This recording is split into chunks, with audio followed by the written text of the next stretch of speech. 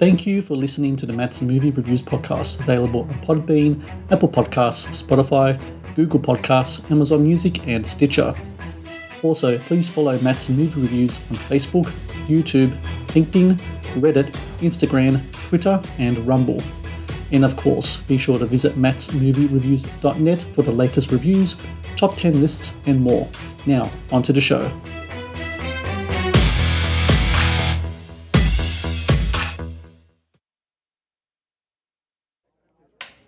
My agenda is to help out people with disabilities who don't have a voice. Is it because you have a disability yourself? Yeah, it's called disability activism, okay? Oh, wow. Welcome to the meeting. Simon, what's your role? I'm like the mayor of the town. I let the people know that they're going to be accepted. That's my job. This should be a civil and calm meeting. Everyone should respect each other. Do king not! No personal attacks and keep everything nice. What's our message? We need to save the world. We need to become united. There's a big opportunity for all of us. Look, I'm a disabled person and I'm proud. You don't have feelings. I'm sick of working with the disabled. I failed to bring everyone together and now I don't know what to do. You were trying to change the world. You're not really the mayor, are you, Simon? It's embarrassing. Hey Tina, what to do when a disabled person panics? I don't even know there's people. You're a monster! I've had enough! I've had enough! Their hope for Break the bastard! Judas! Judas! Who called this meeting? I did. We help those people. They need us. Are we united? I'm the mayor of the town. Do you think I'm not doing a good job? Yes! Bingo!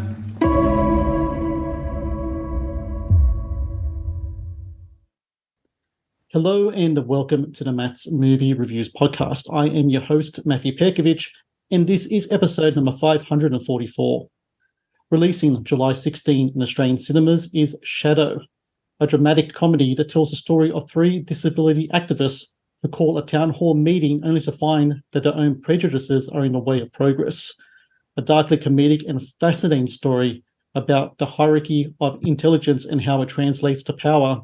Shadow is also a film conceived and made by the neurodiverse community.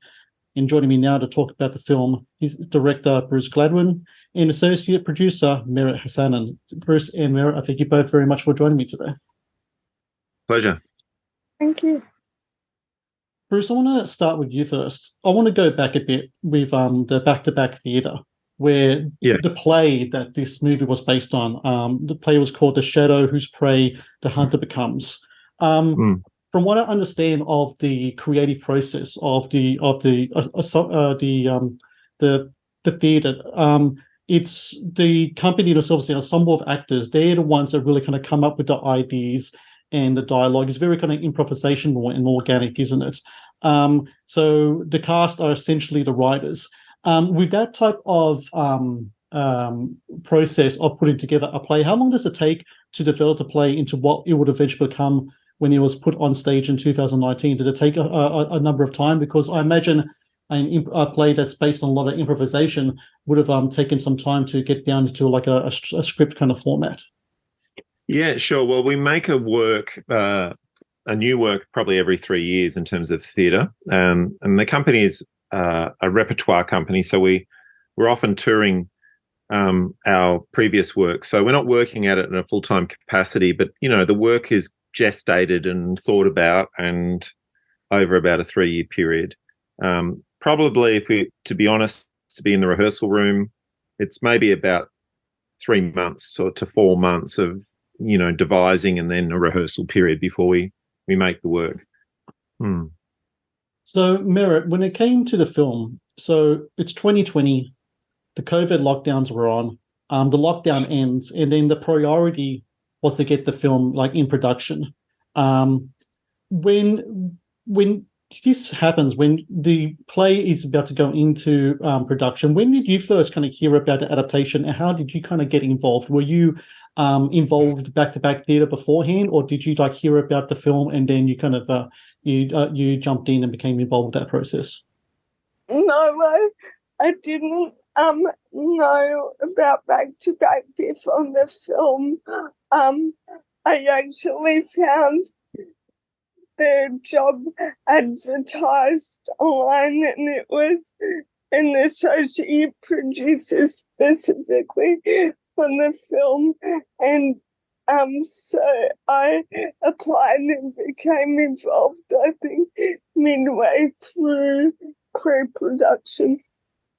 Excellent. So, Bruce, you are now adapting this play into a film. In the play, as we just talked about, it's a very kind of organic experience how it all kind of comes about. But film is a totally different medium of storytelling.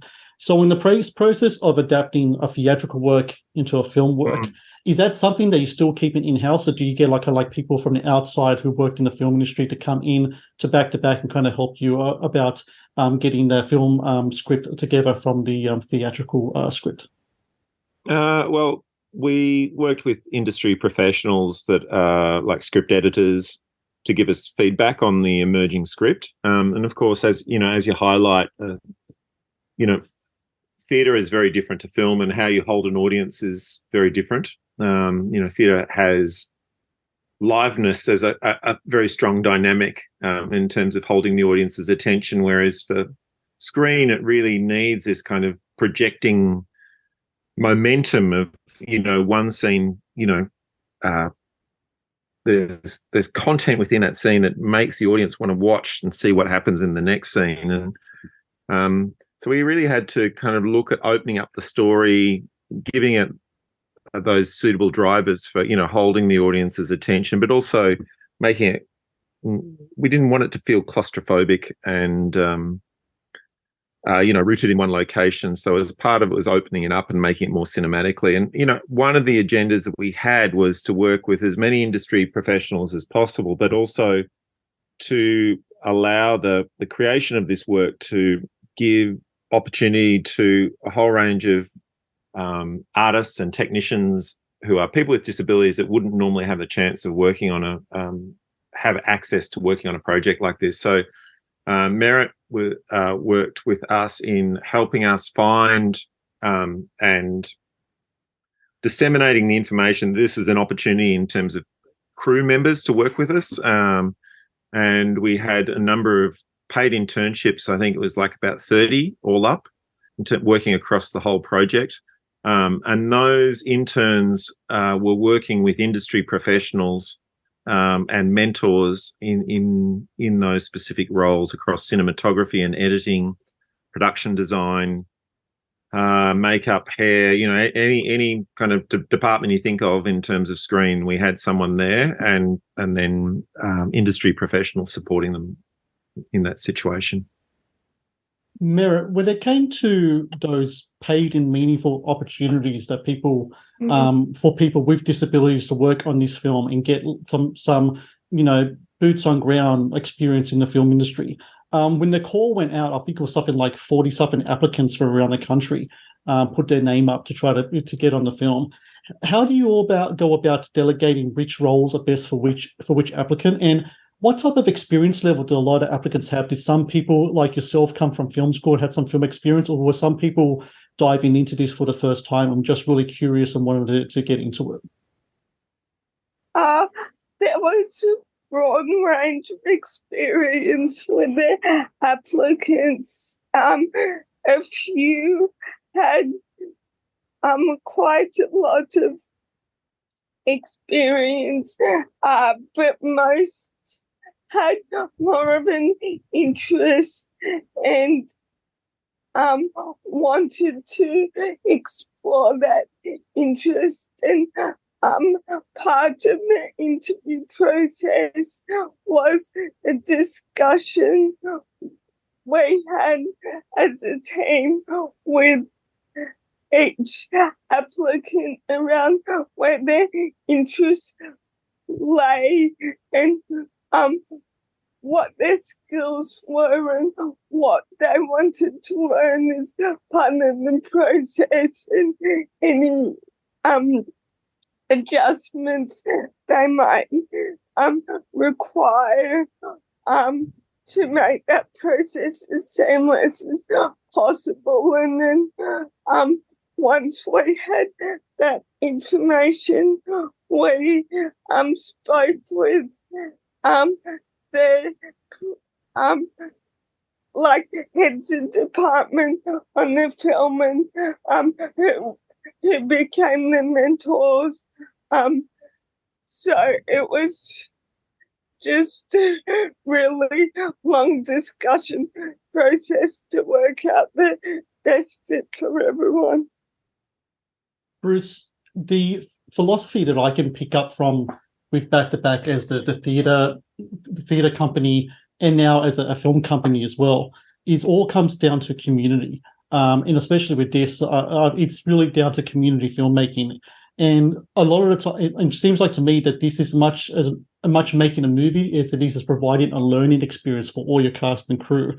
How significant was it to make sure that educational aspect was part and parcel of this film production? Because you talked before about the mentor and mentee aspect of the whole of making this movie. I imagine that that was something that was there right from the beginning, and you wanted to make sure that when people left this experience, it's not just about having a product on the screen, but it's also about learning something at the end of the day. So when it comes to a future film, your cast and crew can be essentially made up of the same people, but this time they've had that experience, they've had that those requirements met of different kind of like how to handle different technical abilities, and also a really kind of like a confidence boost as well for a lot of people involved in a production. Yeah, no, definitely. I think we're really interested in the idea of building an ecology of artists and technicians that surround the company that can not only could work on this project, but work on ongoing projects with us. And really the catalyst for this came from, we made a pilot for the ABC called Oddlands a number of years ago that we hoped to make into a series. And when the series didn't go ahead, the thing that was really hard to let go of is not so much that, we were very attached to the story and our kind of objectives to it, but we also had this idea of going, be really great if a lot of the crew roles could be people with disabilities, and how would we make that happen? And so it's like a kind of, I guess it's like a kind of an ideal or a kind of political kind of objective to follow through in our work, which we're really able to support on this project. But now it's become, I guess, a template now for our other projects. And a lot of the crew members that worked with us on Shadow have come back and worked on smaller projects with us already. And I think it's really a sign of the health of the company that there are these satellite crew members and artists that are associated with the company, and that we can draw on them as collaborators for future projects. The Matt's Movie Reviews podcast is brought to you by TeePublic.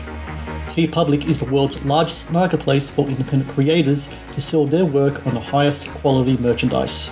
With over 1.2 million designs, TeePublic is sure to have something you'll love. The Matt's Movie Reviews podcast is brought to you by Amazon. The world's leading online store, Amazon is your first stop to buy a wide range of products at competitive prices with fast delivery times. Amazon is also a world-class entertainment hub that includes Prime Video, Audible, Twitch, Amazon Music, and more. Sign up with Amazon today and experience the best in online shopping and entertainment. Please support Matt's Movie Reviews on Patreon. Get access to exclusive content, request movie reviews and top 10 lists, and help support my work. Please click on the Patreon link in the description below. Meret, I want to talk about the logistics of putting together a film set. I've talked to a lot of different filmmakers, and a film set can be a real kind of pressure cooker situation, especially independent films. You have limited budget, limited time. You need to get things done during the day. My son, Michael, has autism, and he has different sensibilities from autism. Noise, for example, sometimes is not really good with pressure and things like that, so he can react in certain ways.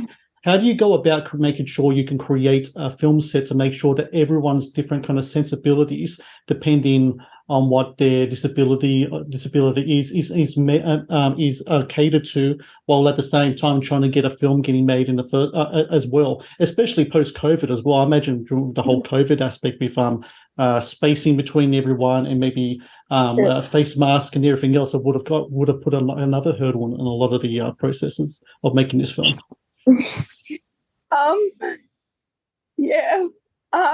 Well, the main location of the film was the back-to-back theatre studio in Geelong. So it was somewhere where not all but some of the cast and crew were quite familiar with already. And there were breakout spaces for people to go and, sit and rest when they weren't required on set. I'm actually based in Sydney, and I never actually made it down from the film shoot because there were border closures still in place, but there were a lot of meetings around how we could make different spaces best work for different scenes, and from memory, there was a flow of kind of getting from wardrobe and hair and makeup to set. And it was, there were a lot of meetings around the logistics of having all these people in sometimes quite small spaces, and how that was, how we could make that work with the different challenges that, were presented. Bruce, I want to ask you just about something that was really interesting to me in regards to the story of the film, in that the role that artificial intelligence plays in the plot of the movie.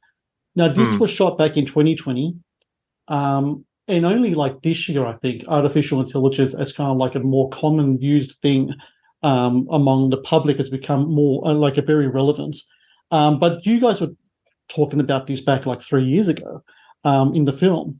What is the role in regards to within that of in the neurodiverse community that artificial intelligence plays in it, or new technologies plays in that community, and how important is it that it's addressed in regards to that community specifically? Because it does seem like it's a very big kind of plot point in a specific plot point in your movie.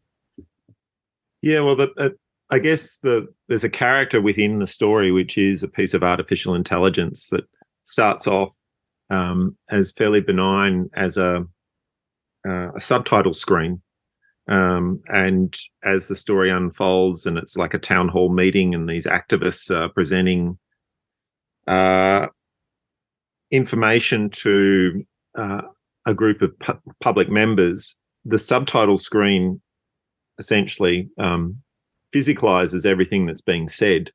And then as the story progresses, the subtitle screen takes on a role of a character and starts to comment on what's being said in the meeting, starts to take, I guess, an emotional response to what's being said.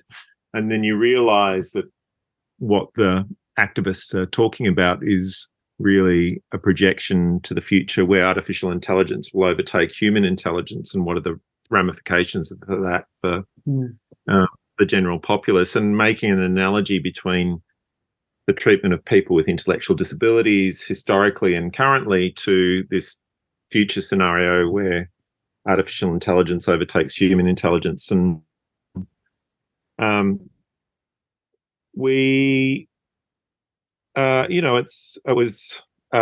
guess the starting point for us was really, it exists a lot as a kind of trope within science fiction and dystopian stories, but it's like anything. It's like with technology, it can be a real asset or a real hindrance, and even we've noticed when we've made other screen projects before, or people have made documentaries on the company, that there's this conflict for around accessibility, where the film producers want to subtitle some of the actors because it can be difficult to understand the actors, or they speak with a certain kind of what I would refer to as a certain kind of poetry in their language, but it might be read as an impediment, and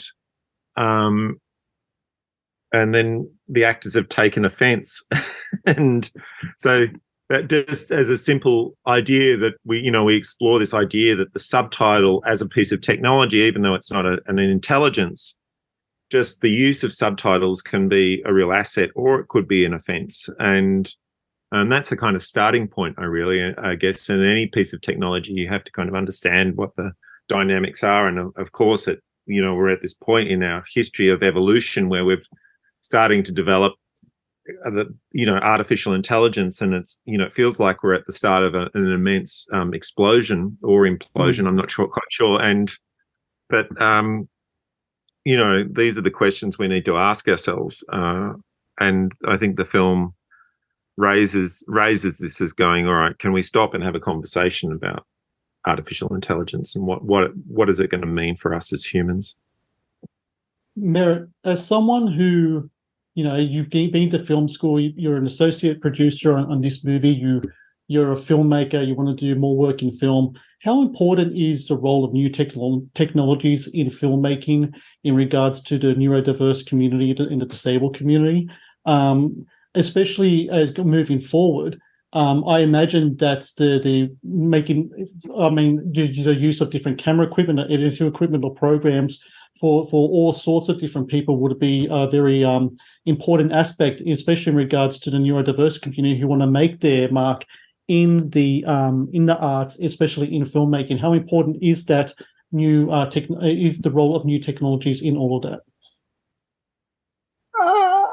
I think new technology is immensely important because, as Bruce was saying, it increases accessibility, which ultimately, I guess, levels the playing field, not completely, but just makes the opportunities and activities a bit more accessible, especially for neurodiverse people or people with disabilities. And for example, I think a couple of our interns on the film, their roles were entirely remote, and so I think it just provides a broader space to it gives people more opportunities to get involved in film. Bruce, now that Shadow is releasing July 16, people are going to watch the movie. It's had its premiere at the South by Southwest Festival. Great, really early notices, and you all have a taste for the filmmaking life. What's the back-to-back philosophy going forward in regards to filmmaking in films? Are we looking at more films based on previous ideas? Are we looking at original stories going straight to the film process? What's the thought behind that for the future? Well, we've just, spent the last 3 or 4 years during the COVID lockdowns, etc., working with the actors in our ensemble of developing their own projects, individual projects. So there's a number of those that are screen-based projects that have totally been driven by those individuals. And so we're looking at the moment of developing those into, fully fledged screen projects. It's really a lot is driven by the ensemble and what their interests are. And we also were really fortunate to last year to be awarded the Henrik Ibsen Prize for theatre making, which is a very prestigious theatre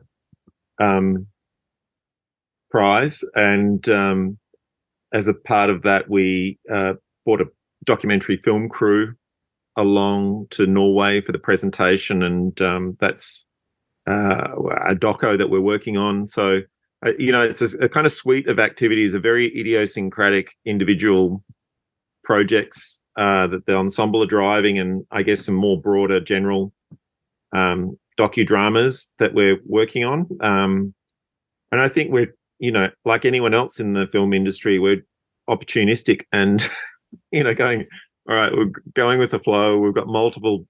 It's very different in theatre. You just kind of make one project at a time and just invest all in that. And, we're learning that in film, you kind of have to have a number of different possibilities running simultaneously, and seeing how you could get any one of those individual projects up at any time, and just being prepared to be able to run with them.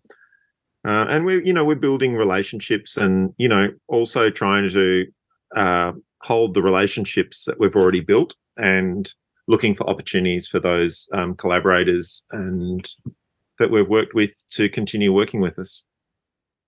So for everyone out there listening, July 16 in Australian cinemas, Shadow. I really recommend people do check out this film.